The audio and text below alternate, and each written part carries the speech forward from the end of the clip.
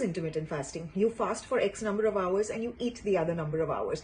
So if you're somebody whose eating window is, say, normally 12 hours or 14 hours, you can't suddenly not eat for 16 hours. So just drop it by 2 hours each.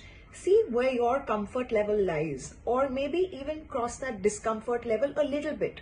But if you're going to feel dizzy, giddy, your blood sugar is going to drop, you can't be doing 16 hours just because 16/8 is the new norm, or you can't be doing one meal a day. So you have to see where you are, only then push yourself. And I always say the easiest way to do it is push your dinner 1 hour earlier, push your breakfast 1 hour later. See how you feel. Don't do anything drastic. And if you just move it to 2 hours, maybe on a weekly basis, every 2 weeks. Again, I can't say this is a thumb rule for everybody. You see how you feel.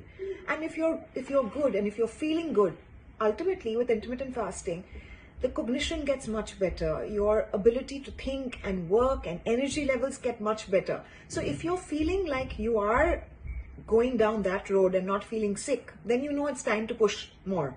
But if no, you're getting your blood sugar drops, and if you're feeling dizzy and giddy and you can't work, then doesn't matter what the textbook says, whether it's 16, 18 or one meal a day. That's not for you. Don't do it. So there is no fixed protocol. But whatever it is, begin slow.